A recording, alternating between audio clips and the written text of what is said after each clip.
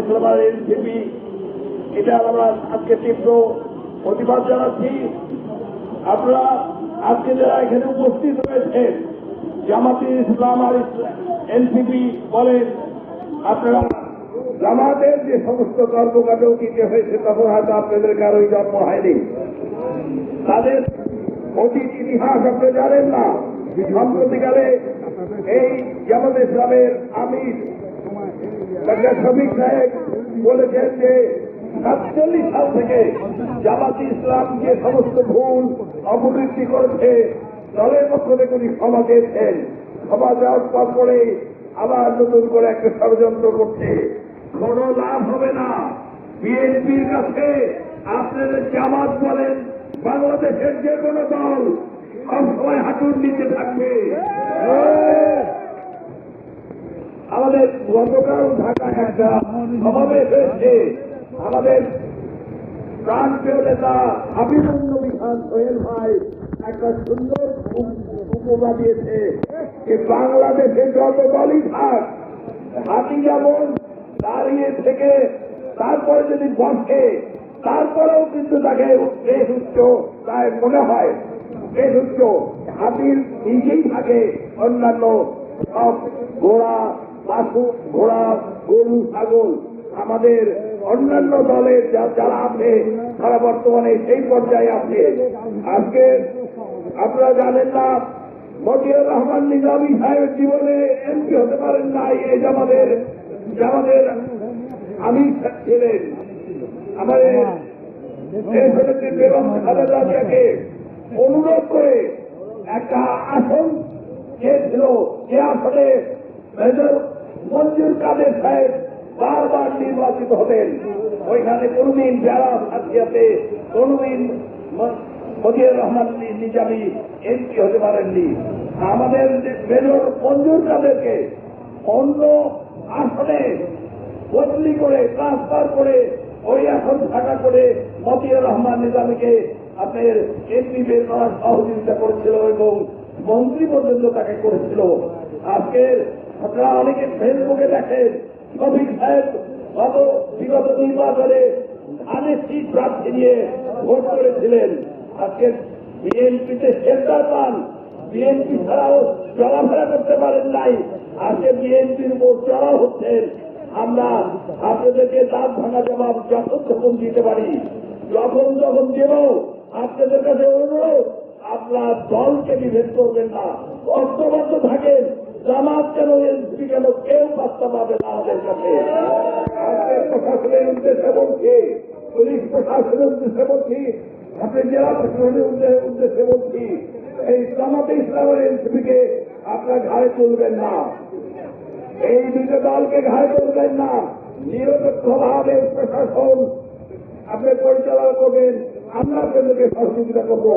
আমরা সহযোগিতা করবো সাথে, আমরা নিজের স্বার্থে এই রাজনীতি করতে আসিনি, আমরা দেশের সাথে জনস্বার্থে আমরা রাজনীতি করতে এসেছি।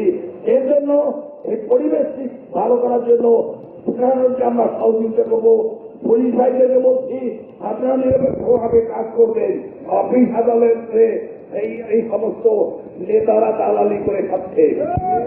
জামাতে ইসলামের নেতারা প্রত্যেক দিন বিভিন্ন অফিসে যা বিভিন্ন ভাবে দালালি করছে, কাজ দিচ্ছে, ভোট দিচ্ছে।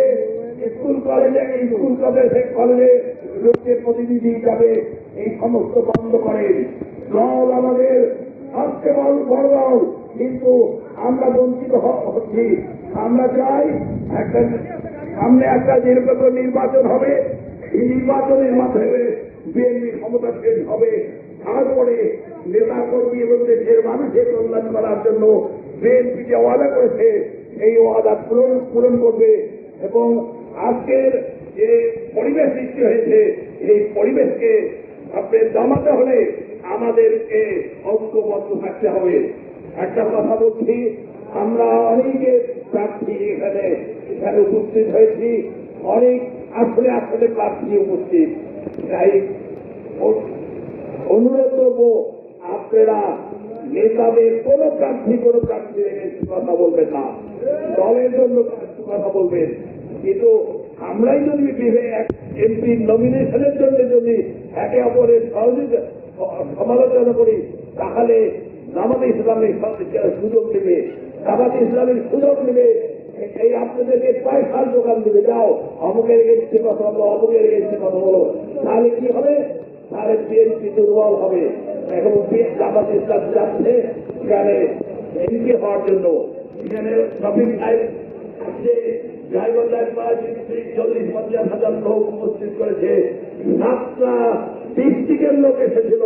বিএনপি এখানে যদি সদর থানা আর পৌর সবার আহ্বানে এখানে মিটিং করে এই 7টা ডিস্ট্রিক্ট থেকে আনতে হবে না।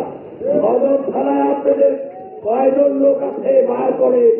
আমি সাম্প্রতিকালে লক্ষ্মীপুরে গিয়েছিলাম, ওনারা 13টা ইউনিয়ন থেকে লোক নিয়েছে 150, আর আমাদের লক্ষ্মীপুরের সংগ্রামী নেতা কর্মীরা 1000-এর উপরে লোককে মিছিল করেছে, জনসংযোগ করেছে।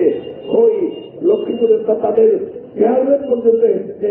লক্ষ্মীপুরে এই জেলা আমিরের মাঠ, আজকে জেলা আমির সাহেবকে বলছি, আজকে ঘর থেকে তো বের হতে পারতেন না।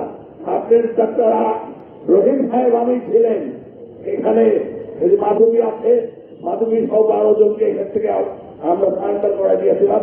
এসপি সাহেব তাদেরকে গ্রেফতার করে দিয়েছে।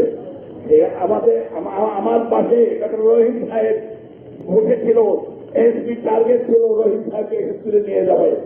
রহিম সাহেব কাঁদতেছে, আমার পাশে বসে কাঁদতে থেকে হোক তুলে নিয়ে আমি তাকে দিইনি। এই বিএনপি অফিসে সেন্টার নিয়েছিল তারা, আমি তাদেরকে সমর্থ করে দিইনি। আমাদের এই যে মাধবী সহ 12 জনকে আমরা দিয়েছি, তবু আমাদের আমিরকে আমরা পুলিশের হাতে তুলে দিয়েছি। ভুলে যান আমাদের আমিরকে ধরতে পার্কের মধ্যে স্বর্ণকুটির সামনে, পার্কের স্বর্ণকুটির সামনে ধরছে, আমি পুলিশের কাছে সিলাই নিয়ে এসেছি। তখন আপনারা কোথায় ছিলেন? আপনাদের বাহুবল তত শক্ত না। কয়টা লোক আপনাদের আছে এই সদর থানায়? পৌরসভায় ভোট করলে 1800 ভোট পান, সদর থানায় আপনার ভোট করলে আপনার 11,000 ভোট পান, 15,000 ভোট পান। কোনোদিন রেকর্ড নাই। আপনারা অত লড়াই করেন কেন? বিএনপিকে ছোট ভাববেন না, বিএনপি শক্তিশালী, গাইবান্ধায় আরো বেশি শক্তিশালী। শক্তিটাকে কাজে লাগাবো, প্রয়োজন আপনাদের বিরুদ্ধে অন্যায়ের বিরুদ্ধে আমরা কথা বলবো। আপনাদের আমাদের কি করা লাগে আমরা জানি। আজকে যে সমস্ত অপকৃতি করছেন, আপনাদের বিরুদ্ধে মাদক ব্যবস্থাও আছে, আপনাদের বিরুদ্ধে চাঁদাবাদও আছে, আর পাশাপাশি আপনারা নামাজ পড়ে বেড়ান। আমরা নামাজ পড়ি, মিথ্যা কথা বলি না, আমরা জনগণের জন্য কথা বলি। আপনারা মিথ্যা কথা বলেন।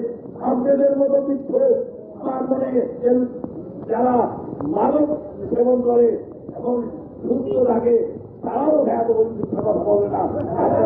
মিথ্যা কথা বলেন। সবাই ভালো থাকবেন, সুস্থ থাকবেন। গাইবান্ধার বিএনপির ঘাঁটি আরো শক্তিশালী করার আহ্বান জানিয়ে আমি আমার বক্তব্য শেষ করছি।